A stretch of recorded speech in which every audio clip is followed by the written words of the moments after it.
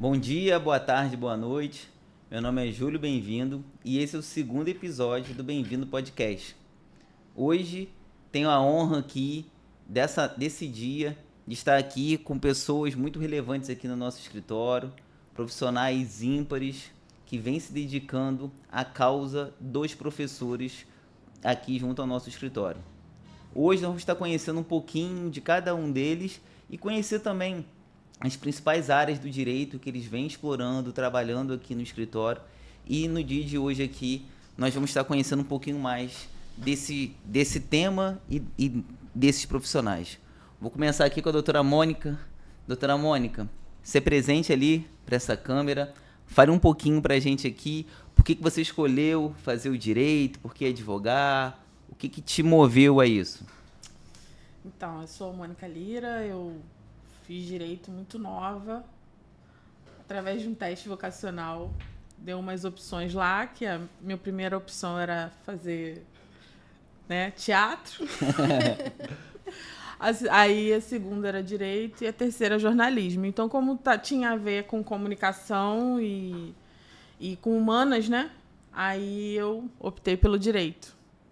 E aqui estou. Ah, bacana.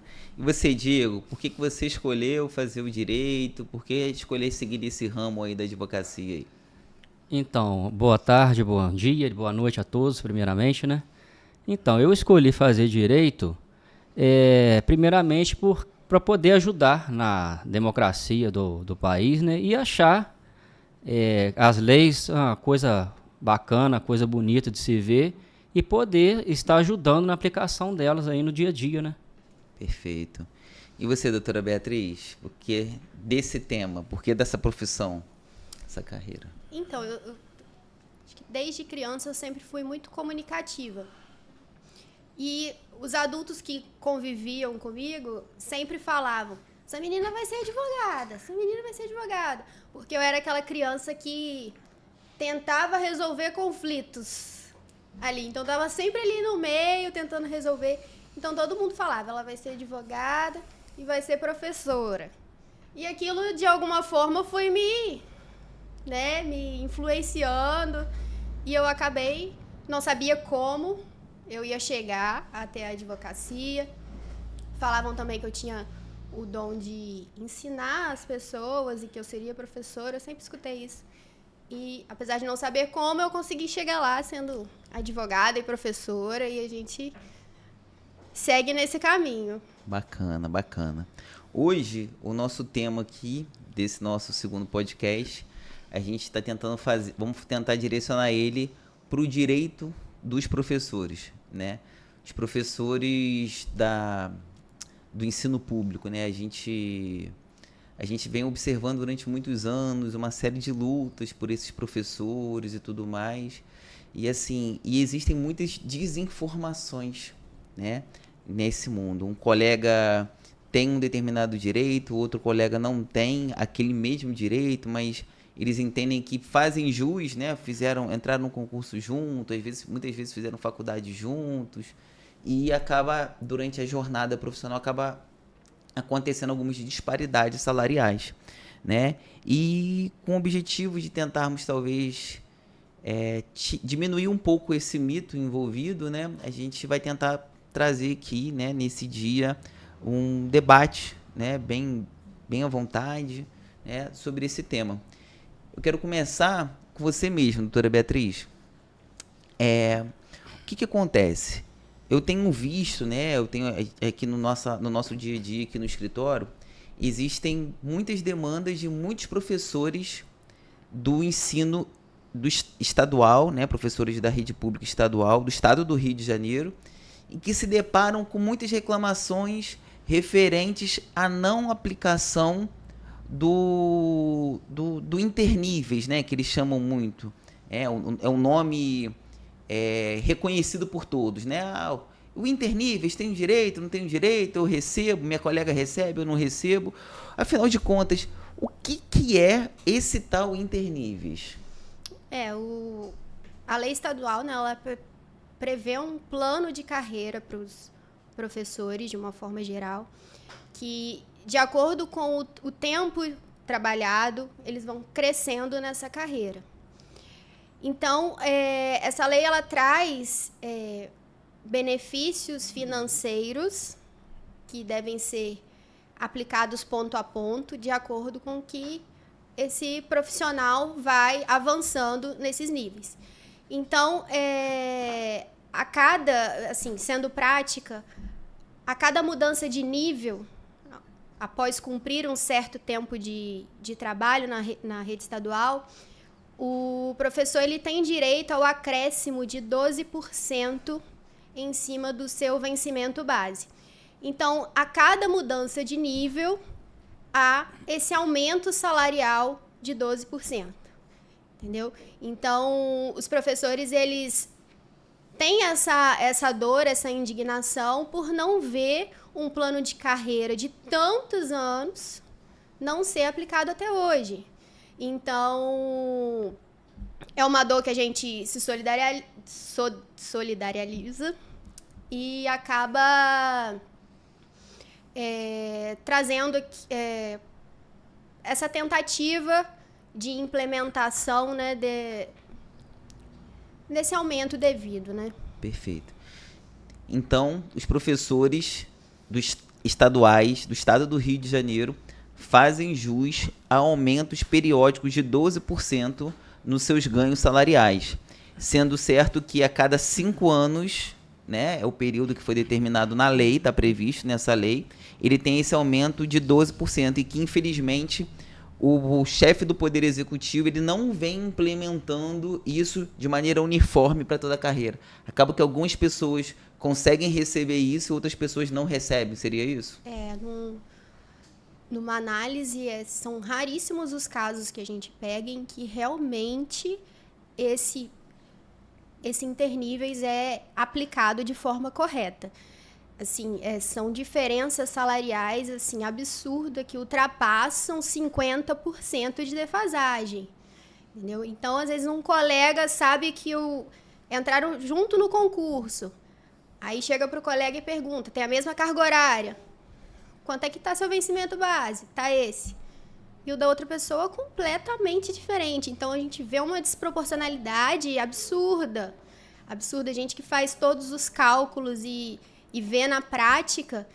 E se a gente fizer uma análise longa, a gente vê que esse plano de carreira nunca foi respeitado.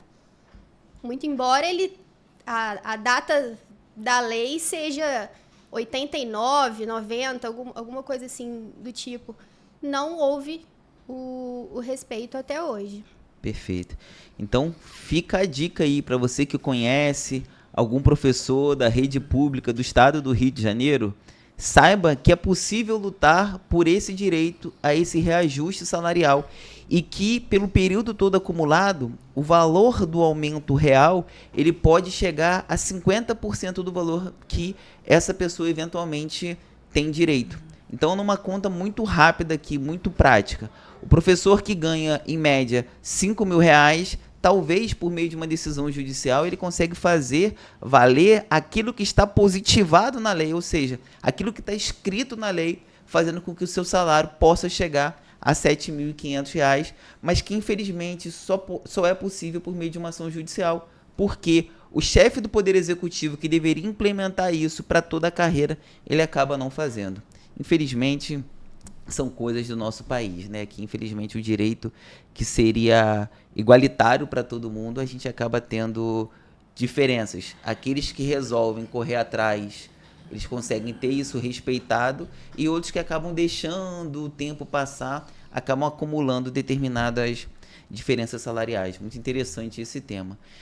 E me fala um pouquinho aqui, Diego, esses mesmos professores estaduais, é uma coisa assim que acaba não fazendo muito sentido para mim. Queria que você conseguisse me esclarecer, tá? Acaba que a gente sabe que a jornada de trabalho do professor é extenuante, os professores têm uma série de dificuldades, e por conta disso, né, a lei ela traz a previsão de 2 férias no ano. Aquelas férias, né, do final do ano tradicional, que pega um períodozinho do início do ano, e acaba tendo uma segunda férias, que é aquelas férias normalmente que são dadas no meio do ano. Me fala um pouquinho, me explica um pouquinho, o que direito os professores têm que estão previstos na lei? Eles fazem jus ao recebimento desses 15 dias como férias no meio do ano? Me explica um pouquinho sobre isso. Então, doutor, a legislação prevê para professores 45 dias de férias no ano letivo. Porém, são respeitados 30 dias no final do ano letivo. E o Estado, ele não respeita os 15 dias no meio do ano letivo, que é o chamado férias de julho. O que acontece? Eles têm direito a esse texto constitucional de férias. Acaba que eles não têm essa garantia respeitada pelo Estado, porque eles acabam ficando à disposição do Estado nesse período. Um exemplo, se quiser viajar com a família, ficar uma semana fora, a direção da escola pode ligar para ele e pedir o comparecimento na escola. Isso daí não é respeitado. Além dele não receber, né, em termos de salário, também ele tem que ficar à disposição do Estado, porque eles colocam a nomenclatura de recesso escolar, mas que na legislação são férias, que está previsto que são 45 dias, e não só os 30 que o Estado vem dando, e ficam dando esse nomenclatura de recesso escolar, que na verdade são férias de 15 dias no meio do ano letivo. Perfeito. Então, os professores da rede pública estadual do estado do Rio de Janeiro fazem jus ao recebimento de 45 dias de férias, mas acaba que o executivo acaba pagando a título de férias apenas 30, sendo certo que sobre esses 45 dias de férias é devido o pagamento do adicional de 1/3. Exatamente. Enquanto que na prática o estado do Rio de Janeiro paga esse adicional de 1/3 em cima apenas dos 30. Em cima dos 30. Os 15 fica sendo devido pelo Estado. E através de uma ação judicial pode ser pleiteado esses outros terços, né? Esses outros 1/3 constitucional, né? Devido desses 15 dias. Perfeito. Assim, uma questão até que, né, que muitas pessoas, quando nos encontram, perguntam sobre isso, mandam mensagem da nossa caixinha de perguntas e tudo mais. Uma coisa assim que entristece muitas pessoas é saber assim, ficam sempre com esse sentimento, puxa vida, mas se eu tenho direito, por que acabam não me pagando? Né? Se está escrito na lei e tudo mais, isso infelizmente a gente acaba falando aquele... Tem um ditado popular do direito, né, que é o direito não socorre aos que dormem. Né? Então, assim, infelizmente, isso assim, é uma das grandes injustiças, né, que estão escritas na lei, infelizmente isso, de que se você não fizer nada, né, acaba que, infelizmente, ninguém vai fazer por você. A gente nota que em todo o estado, né, existe uma série de movimentos que são feitos por sindicatos, por associações, por núcleos regionais, com o objetivo de tentar mesmo combater esse tipo de discriminação, né? Que acaba, na minha opinião, sendo discriminação, porque uns recebem, outros não recebem, né? Mas acaba que a massa de demandas individuais, elas acabam, coletivas, desculpa, elas acabam sendo tamanhas que o sindicato ele começa a transbordar, né, uma melhor assistência jurídica por meio das mãos da assistência do sindicato, que isso que é uma boa assistência. Né? Muito embora muitas pessoas sempre fiquem defendendo, eu pago o sindicato a vida toda, por isso que o meu processo não resolve, eu sou contribuinte do sindicato, eu pago a contribuição lá por 30 anos, algumas pessoas mesmo 35 anos, e assim é por isso que não vai para frente, porque ele quer receber apenas a minha manutenção ali e não quer me dar o direito, o dinheiro que eu faço jus a receber. Nem sempre é assim. A gente observa que os advogados que trabalham no sindicato, eles são bons profissionais, né? Só que, infelizmente, eles acabam não conseguindo ter a mesma velocidade que um escritório de advocacia individual consegue implementar, com uma equipe robusta e com uma equipe que consegue se dedicar a resolver esse tipo de problema, como nós aqui no escritório, a gente vem conseguindo estar fazendo. Um pouquinho dentro também dessa questão da rede estadual. Doutora Mônica, me fala um pouquinho, a doutora Beatriz explicou essa questão do interníveis, mas tem uma questão bem antiga que vem sendo tratada desse tema, que muitos professores não sabem disso e que acabam deixando, como o pessoal gosta de falar, né, acabam deixando dinheiro na mesa. Me fala um pouquinho sobre essa questão do direito a esse adicional, né, essa aplicação do interníveis, lá daqueles anos lá de trás, para quem estava em atividade, né, ou estava aposentado, nos idos de 1998, nos idos de 2003. O que aconteceu com essas pessoas? Exatamente. Esse direito não prescreveu, tá? Para os profissionais que já haviam sido empossados ou estavam aposentados anteriores a 1998, a UPS entrou com um mandado de segurança coletivo, tá? Que abarca não só os sindicalizados, como os não sindicalizados. Então, vamos parar com esse mito de que eu não recolhia, eu não contribuía para a UPS, eu não tenho direito. Tem direito, sim. E criou-se, deu origem a um título executivo, e esse título executivo visa ressarcir o período de interníveis, só que era com base no salário mínimo, mas já tem cálculo, já tem planilha, tá? E é só entrar e executar, entrar com a ação em segunda instância. Muitos professores não sabem, muitos professores têm o mito de que porque não recolhiam para a UPS, não fazem jus a esse direito. Então, a quem entrou após 2003, aí não. Mas os professores antigos, que são muitos, podem pleitear, inclusive os herdeiros desse, tá? Perfeito. Então, os professores que estavam em atividade ou aposentados e até mesmo os seus pensionistas fazem jus ao recebimento desse adicional de interníveis com um grande acréscimo salarial devido para aquelas pessoas que estavam em atividade no ano e aposentados também, né? Entre o ano de 1998 e 2003. Mas isso aconteceu por quê, doutora Mônica? Assim, o Estado simplesmente não pagou? Como que surgiu esse direito dessas pessoas a esse recebimento? Foi justamente porque eles não estavam obedecendo o escalonamento, o interstício de 12% entre um nível e outro, tá? E aí a UPS entrou com uma ação coletiva, visando compelir o Estado a cumprir esse ordenamento.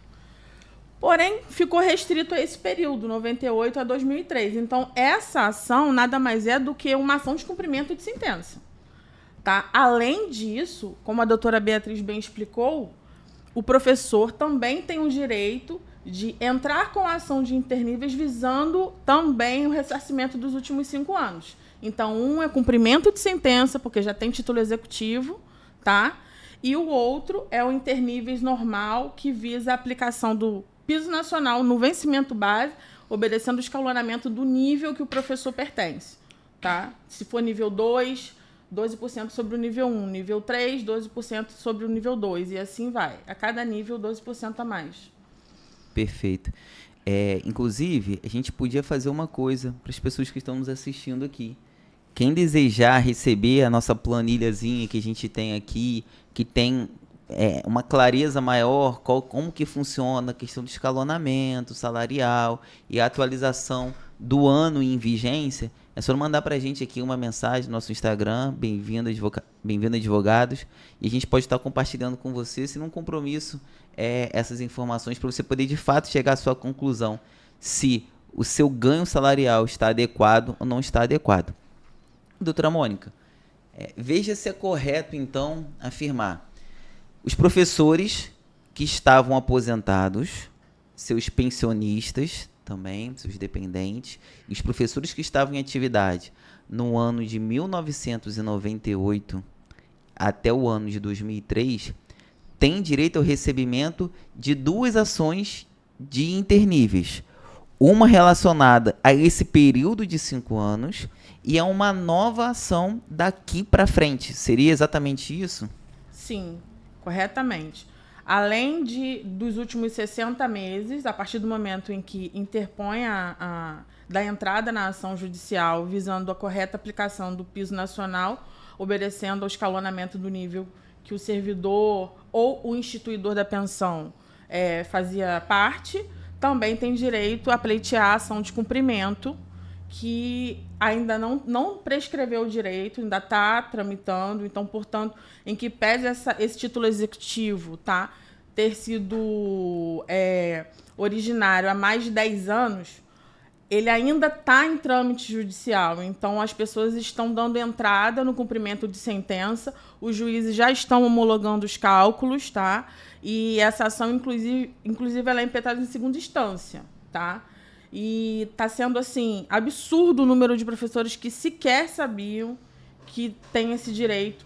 Ouviam falar que era só quem era da UPS, enfim. E tem muitos professores mesmo que morreram e sequer receberam esses valores, nenhum valor. E o detalhe é que não precisava estar associado a qualquer tipo de sindicato naquela época. Não precisava. Muito interessante. Doutora Beatriz, e me fala um pouquinho também sobre um outro tema que é muito relacionado ao direito dos professores do estado do Rio de Janeiro, que eles chamam de nova escola.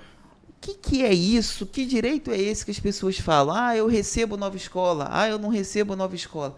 Me explica um pouquinho sobre o que seria essa nova escola. A nova escola foi uma gratificação criada não só para os professores, mas também a todos os outros servidores que eram lotados em unidades de ensino.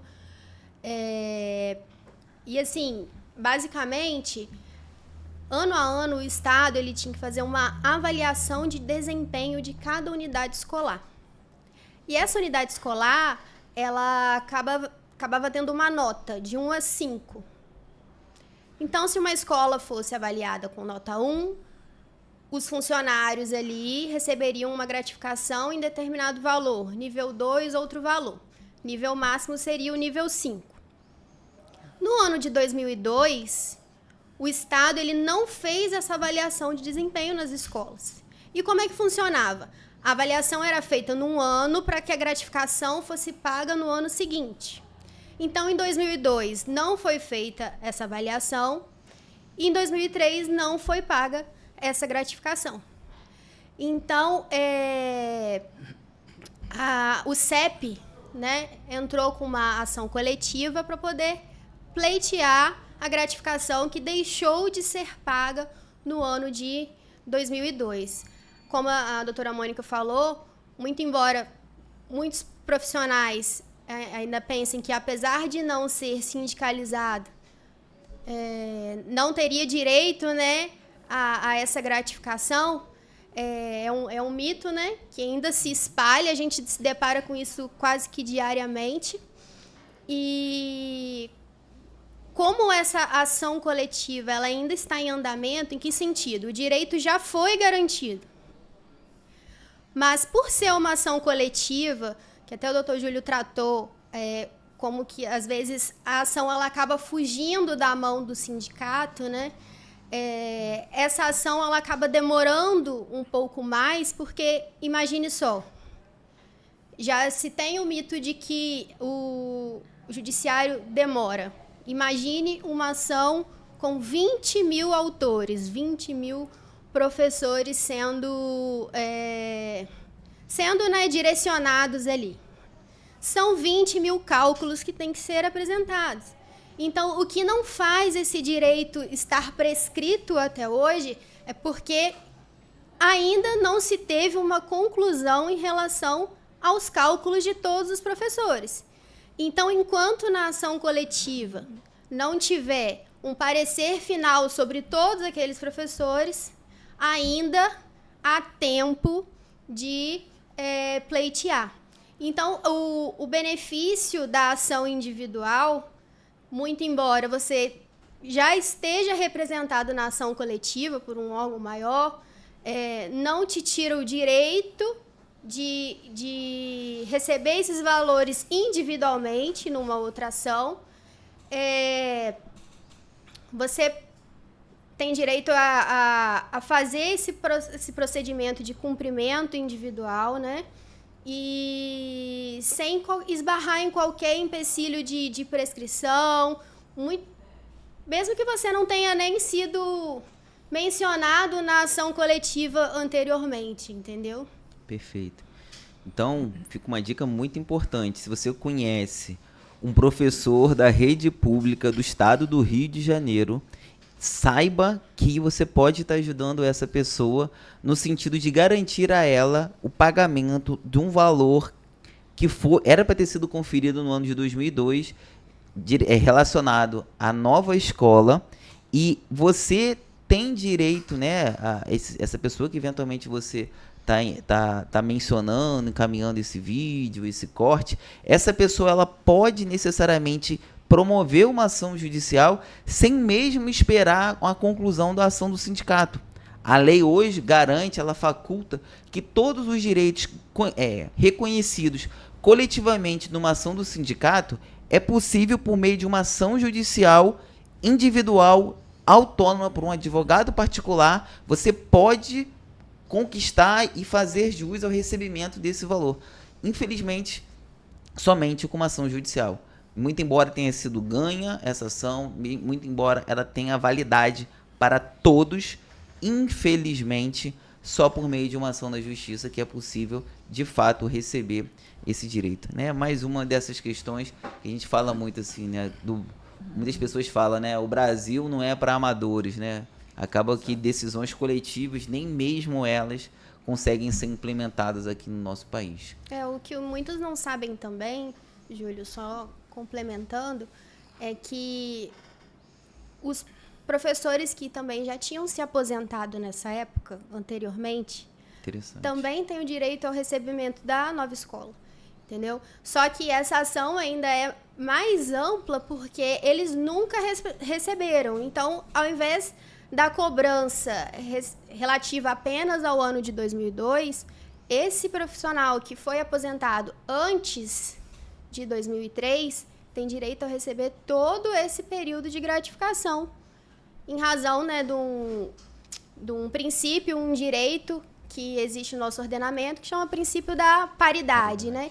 Então, qualquer implementação ou acréscimo salarial que um professor em atividade recebe, esses professores que já estavam aposentados, entraram no serviço público antes do ano de 2003, têm direito ao recebimento também. Olha só o valor dessa dica.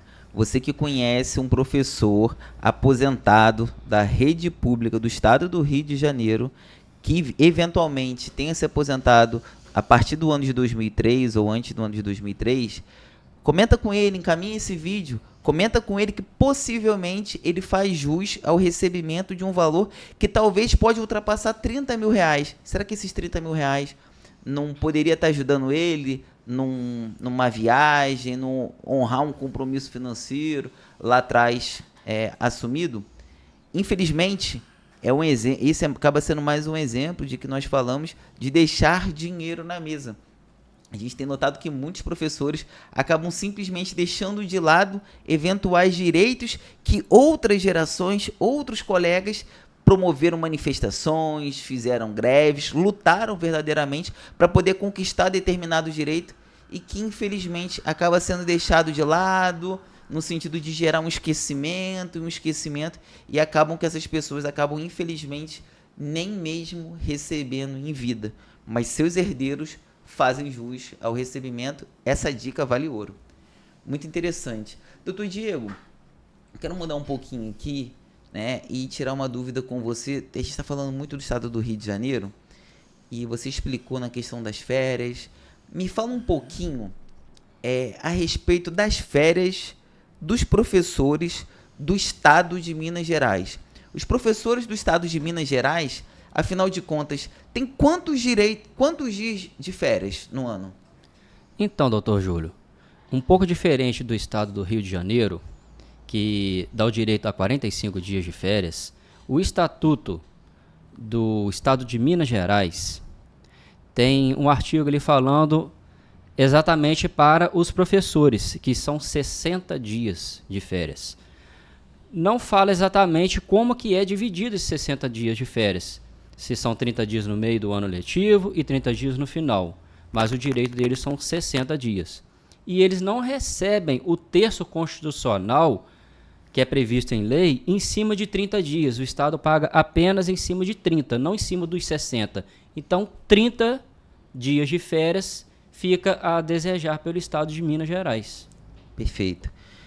Então, você que conhece algum professor da rede pública estadual do Estado de Minas Gerais, mande esse vídeo para ele, mande esse corte para ele, falando para ele que ele tem direito ao recebimento de 60 dias de férias, mas que infelizmente ele recebe apenas 30. Isso significa efetivamente que aquele adicional de 1/3 ele acaba deixando na mesa, ele acaba não conseguindo receber. Agora, uma dúvida é, apenas um exemplo. Doutor, ele não sabia, ele descobriu esse direito agora. Ele consegue pedir daqui para frente? Consegue pedir retroativo? Como que funciona isso? Então, no caso, ele consegue requerer isso daí dentro do período prescricional de 5 anos, ou seja, os últimos 60 meses. Ele consegue, né, requerer esse direito aí que ele foi ferido. Perfeito. Doutor Diego, deixa eu aproveitar aqui, eu quero mudar um pouquinho aqui de cenário com você, que a gente acabou falando bastante sobre os professores, né, da rede estadual, do estado do Rio, estado de Minas, e muitas pessoas que estão assistindo esse vídeo aqui são professores da rede pública municipal, sabe? E a gente tem notado muito, né, existiu uma conquista dos professores, salvo engano, no ano de 2008, depois de muita luta, muito sofrimento coletivo, né? Porque existiam discrepâncias salariais por todo o nosso país, afeta diretamente essa categoria, e finalmente foi um resultado de uma luta histórica, a denominação do Piso Nacional da Educação, que garantiria aos professores na rede pública, a nível estadual, municipal e federal, um salário mínimo, né? Seria uma espécie de um salário mínimo dos professores. Só que a gente tem notado, doutor, que infelizmente essa realidade, mesmo expressa diretamente numa lei federal com abrangência nacional, infelizmente ela não tem sido paga para os professores por todo o nosso país. E por que isso acontece? Que direito é esse? Esclareça aqui para as pessoas que estão assistindo esse vídeo aqui, que direito é esse, é o denominado piso dos professores? O que é isso? Então, doutor, esse piso, né, na verdade é piso nacional, isso é lei federal, que no caso ali é o vencimento mínimo que a determinada categoria tem a receber de vencimentos, né, mensais. O que acontece? Muitos estados e municípios, como todos os outros temas que foram abordados aqui, vem ferindo os servidores em seus direitos trabalhados. Até então, o único ainda que vem respeitando é o Estado do Rio de Janeiro, servidores do Estado do Rio de Janeiro, não os demais municípios, né? Então, o que acontece? Esse piso federal, ele vem sendo lesado por municípios e os demais estados. Até então, como repetindo, o único que vem respeitando é o Estado do Rio de Janeiro, não os seus municípios, né? Professores municipais têm direito de estar pleiteando esse direito. E no caso aí, até para deixar um detalhe aqui, né, é que esses professores do Estado do Rio de Janeiro, que o Estado respeita isso, ele respeita apenas no primeiro nível, né? Ele acaba não conseguindo implementar isso para os demais níveis. Exatamente. Né? Para deixar claro, os professores do Estado do Rio de Janeiro, quando eles ingressam no serviço, em tese, eles ingressam de maneira correta. O que o Estado do Rio de Janeiro não faz de maneira correta é esse escalonamento do pagamento do adicional de 12% a cada 5 anos que vem sendo pago. Exatamente. Agora, os professores dos municípios, a gente nota muito uma desculpa entranhada na fala de muitos professores, com uma justificativa feita até mesmo pelo próprio prefeito de sua cidade, os secretários de educação de suas cidades, que eles acabam falando assim, olha, não tem dinheiro, por isso que eu não consigo fazer esse pagamento. Será que isso é verdade? Ou isso se trata de um grande mito, né? Chega a ser folclórico até você ouvir um servidor efetivo, estável, que tem mais de 20 anos naquele município, dizendo que ele vai ser exonerado, que ele vai ter o pagamento cortado, que não tem dinheiro, coitado do prefeito. E muitas das vezes é disseminado um medo, principalmente em municípios muito pequenos, que aí é um nível, a quantidade do corpo de professores é bem menor, então cria-se um terror. E, de fato, eles acreditam sinceramente que vão ser exonerados, que vão ser prejudicados, vão ficar sem pagamento. Um absurdo. E, assim, são os que mais disseminam isso, são os que mais pagam errado. Cerca de 50%, 40% do que deveria ser pago no vencimento base. Fora o nível, né, conforme o tempo de casa, o adicional para o tempo de serviço de triênio, outros municípios têm quinquênio, anuênio, enfim. Mas eles têm um medo terrível de entrar na justiça e buscar o seu direito, e é uma lei federal que tem que ser acatada por todos os estados e municípios, e já é pacificado pelo STF desde 2011. Essa lei é totalmente constitucional. Ela versa sobre o piso do profissional do magistério, do público, do servidor público do magistério. Então, não tem mais nem o que ser protelado a nível de tribunal superior pelas municipalidades. E, mesmo assim, tem servidor de municípios como Laje do Murié, Campos dos Goitacazes, que não é tão pequeno assim, mesmo assim tem medo de ver o colega ganhando, mas falar, quando eu me aposentar, eu entro. Entendeu? Eu posso falar porque a minha mãe, como servidora estadual, após a aposentadoria dela, que ela foi pleitear todos os direitos dela com medo de sair da escola que ela tanto amava. Então, isso é real. O professor ele tem aquele medo de sofrer retaliação, e isso é ali pela Secretaria de Educação, da diretoria, que não quer mandar responder ofício, por exemplo. Algumas teses, né, alguns direitos, a escola tem que responder um ofício à Procuradoria do Estado para poder instruir o processo. E, com isso, a diretora, para ter menos trabalho, e o pessoal da secretaria começa a falar, vai dar problema. Ali já começa a pressão, já começa, né, a no pressão, servidor. entendeu? Aí pede para não... tem acompanhar filho no médico, aí já não deixa, entendeu? Muito jogo de cintura é retaliado aí. E aí elas recuam, entendeu? Exatamente isso. E eu tenho, assim, inúmeros exemplos, né? Porque na minha família eu sou sobrinha, neta de professor, sobrinha de professor, prima de professor, filha de professor. Então, realmente, a maioria tem muito, muito, muito medo. Até uma servidora de Itaperuna, ela veio aqui no escritório no último dia do prazo prescricional para pleitear, porque eu fiquei muito... Vai prescrever. Seu direito... Ela veio no último dia porque, assim, ela sabia que depois daquele dia ali não tinha mais como ela fazer absolutamente nada. Então, é um medo, assim, que elas acham que vão ser movidos para, por exemplo, em se tratando de município de Itaperuna, Córrego da Chica, que é muito longe do distrito em qual ela faz parte, acham que daqui do centro vão ser movidos para Raposo, toda uma... como se fosse vai ser prejudicada, mas não vai sair do município, mas como se fosse uma vingança por ter processado, entendeu? Entendido. E isso até fica um ponto aqui, uma reflexão para você, secretário, para você, prefeito, né? Basta cumprir a lei. Se a lei fosse cumprida, nós não teríamos nenhum problema, nós não precisaríamos entrar com a medida judicial, a gente não precisaria fazer audiência, vocês não precisariam ter os custos relacionados a todo um processo judicial, todos os desgastes que isso gera. Se simplesmente fosse feito aquilo que a lei determina, nós não teríamos esse problema. E um outro ponto aqui em destaque, doutora Mônica, é o seguinte, você secretário, você prefeito, a lei hoje em dia, ela persegue você, ordenador de despesa, para esse tipo de perseguição.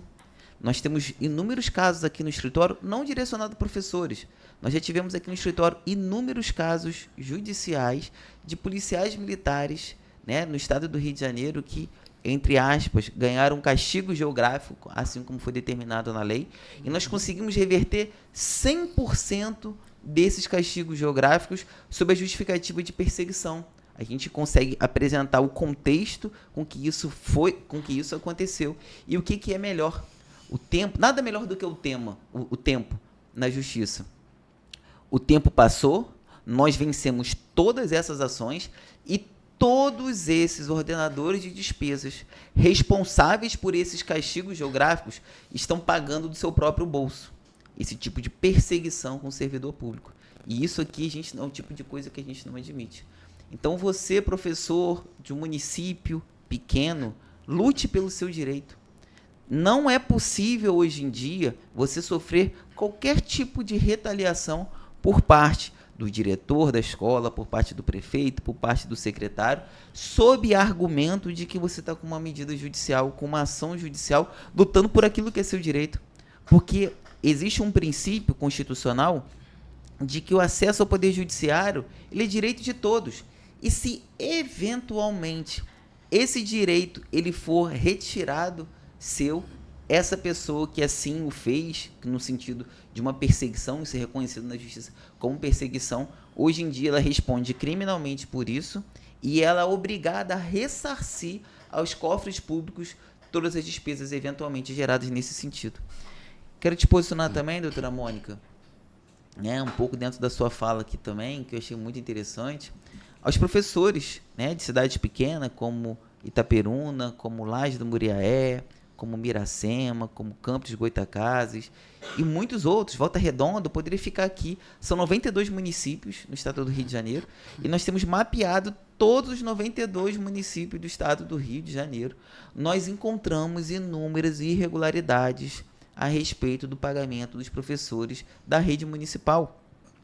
Aquele argumento de que não tem dinheiro para pagar, ele não existe. Você pode, né? Os professores normalmente são grandes estudiosos, são grandes, eles se dedicam em ler leis e se aprofundar um pouco mais. Você pode pegar a lei que criou o Plano Nacional de Educação, ele tem um artigo que diz assim, olha, aos municípios e aos estados que tiverem dificuldade do pagamento desse valor, referente ao aumento que aconteceu, né, nessa lei de 2008, pode me pedir, eu, governo federal, eu vou ceder esse dinheiro para você para poder complementar sua folha de pagamento. Ou seja, não existe desculpa para não pagar. E o que acontece demais? O que a gente tem visto, principalmente em municípios menores como Laje do Muriaé, é apenas um exemplo aqui que nós estamos apresentando para vocês, né? Os professores que estão entrando com ação na justiça estão conseguindo esse aumento salarial e não se trata de um milagre ou de uma tese jurídica mirabolante. Simplesmente nós defendemos, aplique-se a lei. A lei ela é clara nesse sentido, desse recebimento. Em cima desse vencimento básico, a gente consegue esse reajuste. É aplicado o plano de carreira de Laje do Muriaé, que diz a cada X anos ele tem direito a um aumento. Então, existe de fato de grandes diferenças salariais que esses profissionais fazem jus. E aí eu volto àquele ponto. O direito não socorre aos que dormem. Infelizmente, se vocês não fizerem nada, o sindicato não pode fazer nada e o Poder Judiciário não pode fazer nada. Por isso, da importância de você, professor, estar tendo sempre informações de qualidade por profissionais que entendam desse segmento, né, desse setor, para que você possa verdadeiramente se aconselhar, que é o papel do advogado desse aconselhamento, e eventualmente demandar, seja judicialmente, seja administrativamente, para lutar por aquilo que outras gerações lá para trás conquistaram para vocês estarem recebendo no dia de hoje, não é isso?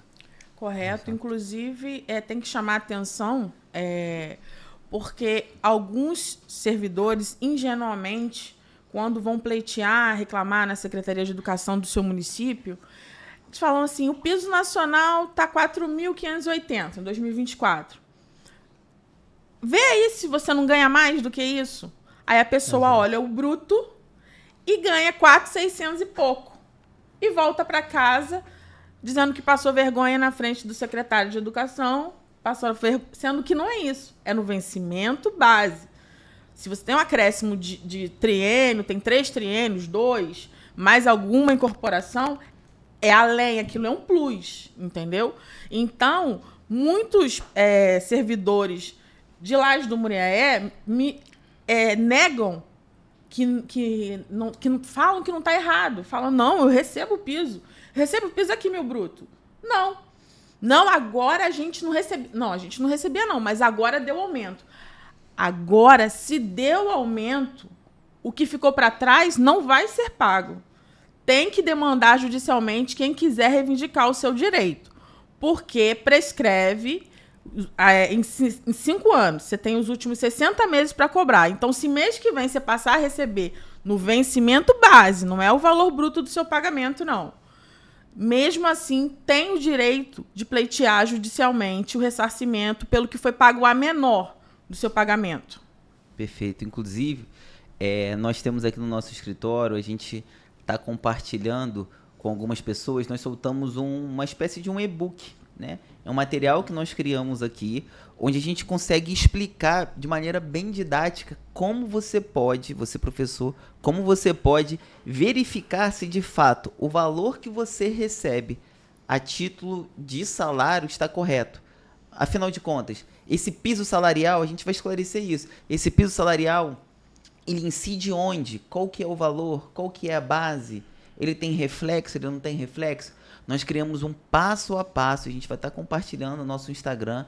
Já fizemos isso algumas vezes. Vamos continuar fazendo isso. Vamos comunicar. O nosso objetivo aqui, enquanto escritório de advocacia, enquanto geradores de conteúdo aqui para podcast, é de melhorar a comunicação do nosso povo, das pessoas que nos assistem, para que você possa individualmente procurar soluções jurídicas que foram conquistadas por vocês. E sem a necessidade de ficar ouvindo aquele disse-me disse, aquela fofoca, aquele famoso achismo que existem de muitas pessoas que ficam assim, não, eu tenho direito, eu não tenho direito de maneira absoluta. Por isso a importância de você estar sempre se aconselhando com um profissional com experiência nesse setor e para que ele possa te dar uma maneira mais assertiva o tamanho do seu direito. Esse compromisso que nós assumimos aqui no escritório, a gente tem compartilhado com as pessoas por meio desse e-book, onde a gente consegue discriminar como que é feita essa análise, incide aqui, não incide ali, entendeu? E esse compromisso a gente tem compartilhado com todo mundo. E se me permite, doutor Júlio, fazer aqui um parêntese, fazendo a ressalva, né, como a doutora Beatriz falou no tema anterior, isso também tem direito aos inativos, ao piso salarial. É o princípio da paridade, como a doutora mencionou. Né? Perfeito. Então, no caso, os professores, né, que são aposentados ou até mesmo seus pensionistas podem fazer jus a todos esses direitos aqui que a gente explicou nesse dia de hoje aqui. Seja o direito a reivindicar férias, seja direito a reivindicar eventuais gratificações para aqueles professores a nível estadual da nova escola, seja direito de pleitear o escalonamento correto da aplicação verdadeiramente do interníveis, seja do interníveis atual, seja do interníveis de 1998 a 2003, e isso é uma mensagem muito importante para a gente poder deixar, porque muitas pessoas acham assim, não, eu estou aposentado, eu não tenho direito. A lei ela é clara, pelo princípio constitucional da paridade, que essa é a grande vantagem de ser professor, essa é a grande vantagem de ser servidor público. Determinados direitos que são conquistados por professores ou servidores públicos de maneira geral, que estão na ativa, é possível que eles garantam também direitos aos professores que estão já aposentados. Exatamente. Eu quero aproveitar aqui, doutora Beatriz, e pedir para você poder me esclarecer uma coisa aqui. Tá? A gente tem notado que muitos professores, né, cada estado, cada município, ele tem regras próprias para definição da carga horária dos professores. E a gente tem notado que alguns professores do estado do Rio de Janeiro, em especial aqueles professores que são concursados por um período de 16 horas, de fato, eles trabalham 18 horas. Mas me explica melhor sobre isso, porque durante muito tempo, agora a lei, né, Recentemente teve uma alteração nesse sentido. Mas por que antigamente eles trabalhavam e não recebiam? Como que funciona isso? Como que é calculado isso? Essa mesma lei que trata do piso nacional, ela traz como parâmetro também que o professor ele deve cumprir 2/3 da sua jornada em sala de aula e 1/3 fora de sala de aula para atividades extra-classe. O que são essas atividades? Elaboração de aula, cuidar de fichário, corrigir a atividade dos alunos, elaborar prova. Todas essas atividades, elas tomam tempo do professor e devem ser remuneradas. Porque sem essa atividade extraclasse, compromete o desempenho do profissional na atividade em sala de aula. O que acontece? Uma das jornadas que o professor estadual do Estado do Rio tem é a de 16 horas. Eles foram concursados para 16 horas. Só que sempre cumpriram em sala de aula 12 horas. Então, essa conta, ela não fecha ali. É como se eles tivessem apenas 4 horas de atividade extraclasse. Só que, num geral, o certo seria que a sua remuneração fosse, então, de 18 horas ao invés de 16. E por mais que há muito tempo estejam concursados e cumprindo essa jornada, somente no meado de 2022 que essa alteração foi feita na folha de pagamento desses professores. Perfeito. Então, olha que questão importante. Você que é professor, você que conhece um professor, seja ele aposentado, seja ele em atividade, ele tem direito ao recebimento de horas extras pelo trabalho de fato desempenhado. Aquele professor que foi concursado para trabalhar 16 horas, ele, juridicamente falando, ele sempre trabalhou 18 horas. Só que no momento da remuneração ele recebia apenas 16 horas. Isso, depois dessa mudança da lei, não aumentou a carga horária efetiva dos professores. Na verdade, só fez incluir em folha de pagamento aquele valor que ele de fato trabalhou.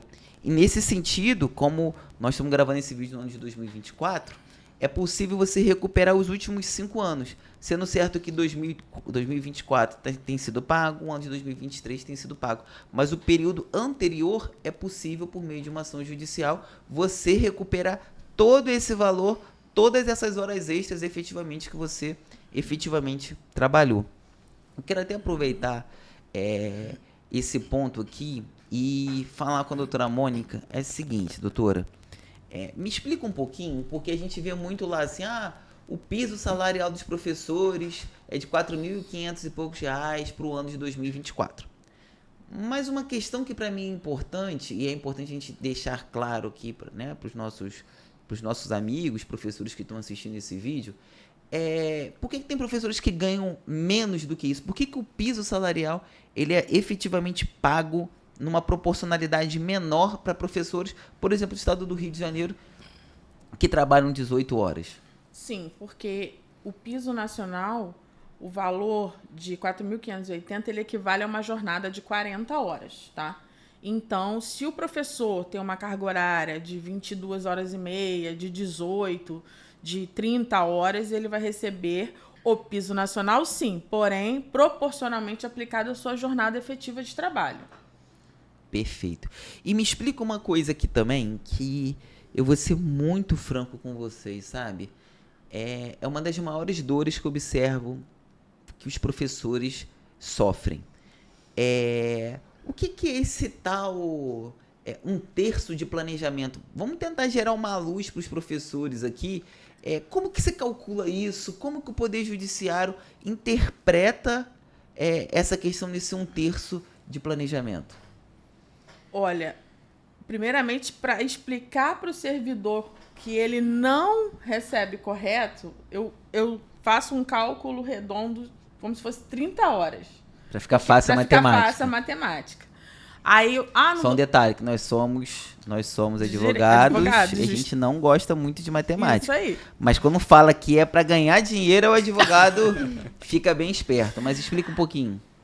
Eu recebo certo, eu sou professor 25 horas. Você é professor 25 horas? Faz a conta de 30 pra gente... Não, aí eu vou te provar, eu chego para professor, vou te provar que você não está recebendo 1/3 de planejamento corretamente. Quanto tempo você fica em contato com o aluno? São 4 horas por dia, 20 horas. Então, se você pegar 25 horas e dividir por 1/3, você vê que tá faltando ali, não vai dar uma conta que não dão as 5 horas que ela tem de planejamento. Agora faz a conta aí com 30 horas. 1/3 dá 10 horas. Correto? Então, essas 10 horas, 1/3 é para atividade extra classe, planejamento, enfim. 20 horas aí, sim. Então, essa professora que veio até a mim e falou que eu faço 25 horas, eu tenho tempo de planejamento, sim, eu tenho 5 horas. Está errado. Porque 20 horas, se ela está em contato com o aluno, representa 2/3 e ela deveria ter 10 horas para planejamento. Ou seja, aí sim, tendo uma jornada, ela teria que receber por 30 horas para ter corretamente 1/3 do planejamento e os 2/3 em contato com o aluno. Perfeito. Essa dica aqui talvez é uma das mais valiosas. Se você conhece um professor da rede pública municipal, explica para ele que o concurso que ele passou, ele eventualmente recebe esse valor lá no contra-cheque, tantas horas semanais de trabalho, possivelmente tem um grande erro, porque de cada 10 municípios que nós analisamos aqui de todo o Brasil, em 9 nós encontramos erros da maneira de serem calculado esse 1/3 de planejamento. Note só, é uma maneira muito fácil.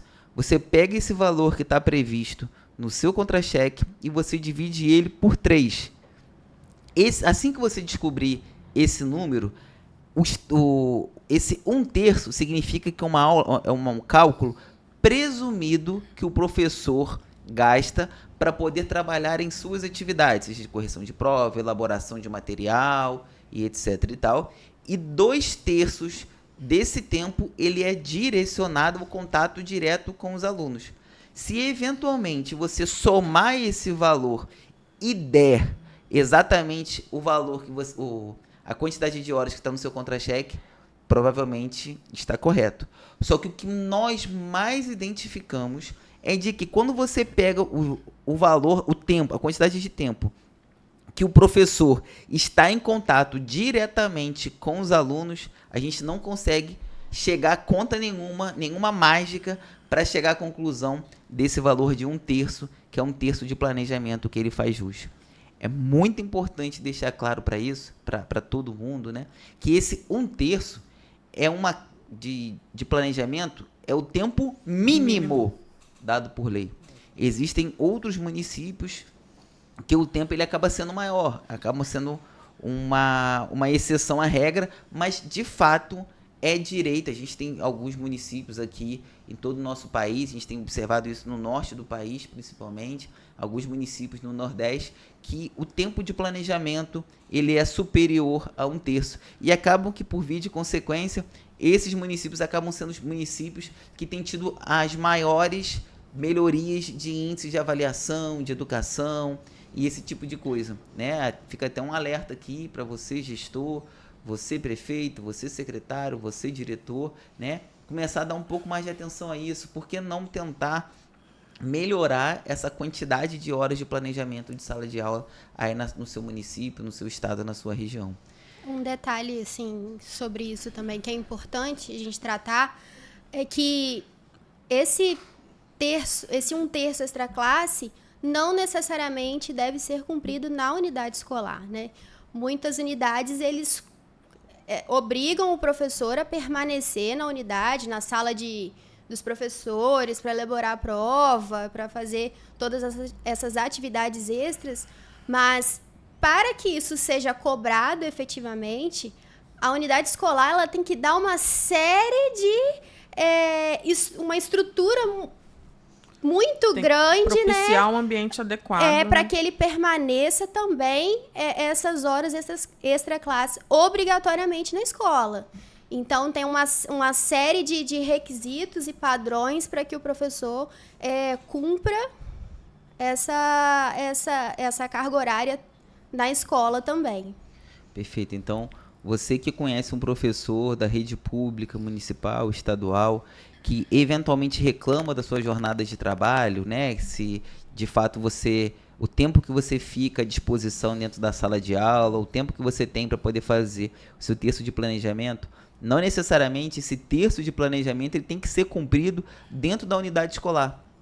A lei até diz que eventualmente isso pode acontecer, mas de cada 10 municípios que nós analisamos aqui, 8 não cumprem as normas básicas exigidas em lei de qualidade de ambiente, né, o famoso sala dos professores ou de ambiente escolar, que precisa, não consegue cumprir os requisitos ali expressos em lei. O que a lei permite, quando existe essa situação, permite que esse professor consiga fazer isso tudo de casa.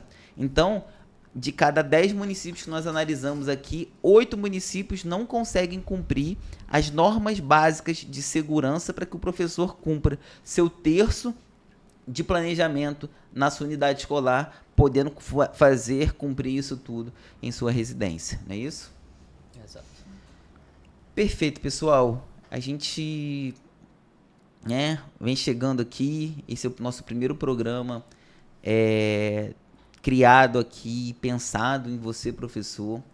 Se você gostou, deixa um comentário aqui pra gente. Isso vai ser muito importante pra gente, para poder nos guiar nos próximos passos. No nosso Instagram, Bem-vindo Advogados, nós temos também Bem-vindo Advogados.professor, vai estar bem descrito aqui. A gente vai estar criando outros materiais, compartilhando com você outros materiais que a gente vem conseguindo gerar aqui, esclarecendo as dúvidas das pessoas que acabam nos procurando, nos demandando, e tem sido assim muito prazeroso, né? Durante esse ano de 2024, no ano de 2023, nós ajudamos milhares de professores, e é isso mesmo, mais de 1.000 professores, a esclarecer esses direitos que são positivados na lei, né? Que os advogados gostam de falar, está escrito na lei, está expresso, né? E tem sido muito gratificante compartilhar isso com todas as pessoas, demonstrando um pouquinho ali, um pouquinho do nosso conhecimento jurídico sobre o tema, e até mesmo ajudando a que essas pessoas por todo o país possam até mesmo procurar, não só o nosso escritório, embora a gente consiga atender online, de maneira digital, procurando outros profissionais que eles possam estar lutando verdadeiramente um pouco desse direito aqui que a gente compartilhou com vocês no dia de hoje, né? Foi um prazer muito grande.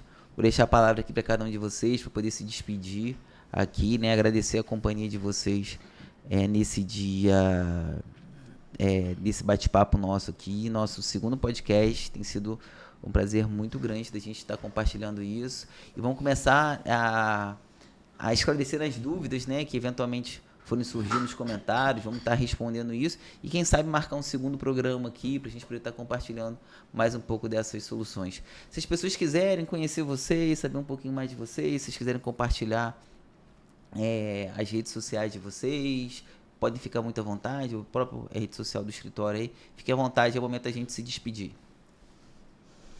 Eu que agradeço, né? É sempre importante fazer com que essa classe que tem uma profissão tão nobre nesse país, que deveria ser reverenciada, né, pela prestação de serviço de suma importância para a nossa formação da sociedade, tenha o direito cada vez menos lesado, e tenha sempre em mente de que sem professor nesse país nada anda, ninguém se forma, não tem médico, não tem advogado. Então, além da criação que a gente vem desde a infância naquele mundo de professores, eu faço um apelo aqui para que não tenham medo de buscar o seu direito, de buscar um profissional especializado e de correr atrás do que aquilo a lei já te assegurou, tá? Só falta fazer com que o governante cumpra a lei. E é isso. Então contem com a gente para buscar informação, ficar atento a todos os direitos e também contar com a gente para poder garantir que esses direitos, né, sejam realmente respeitados. Eu gostaria de agradecer a oportunidade, primeiramente que é o doutor Júlio Bem-vindo, a doutora Beatriz Diniz, a doutora Mônica Lira e toda a equipe que se esforça, né, para a gente estar aqui, toda a equipe que trabalha por trás das câmeras. E é isso daí. E agradecer também a todos os professores, né, que se nós hoje somos formados na Faculdade de Direito, nós devemos agradecer a eles em primeiro lugar, né? Exato. Isso aí. É isso, pessoal. Nós estamos encerrando aqui. Foi um prazer muito grande estar com você nesse dia de hoje aqui. Quero agradecer todo mundo que está por trás das câmeras, o Rafael, Estela, Leone, Carlos, Laís. De fato, assim, tem sido maravilhosa essa experiência. E quero, né, me colocar aqui à disposição para poder estar esclarecendo todas as dúvidas. Boa parte das vezes, assim, a gente acaba tendo uma quantidade de dúvidas muito grande. Aí a gente tem tentado trabalhar caixinhas de perguntas, porque às vezes a gente tem um pouco de dificuldade de estar respondendo todo mundo ali que chega no nosso Instagram. Então a gente vem soltando caixinhas de perguntas. Nosso objetivo é esclarecer todos os direitos, compartilhando aquilo que vocês lá atrás nos deram oportunidade, nos deram os ensinamentos. É o nosso momento de, como advogado, estar compartilhando com vocês a continuidade desse caminho. Agradecer para todo mundo. Quero mandar um beijo também aqui, encerrando, para Mariana, filha da Mônica, que vai estar assistindo para a gente aí. Para minha filha também, Cindy. Tá? E a cliente número 1 do escritório, Sônia Maria. É isso aí. Agradecer a todo mundo aí, que de fato foi uma experiência muito bacana aqui, tá? Beijo para todo mundo. Aí vem minha mãe. Já pode imitar o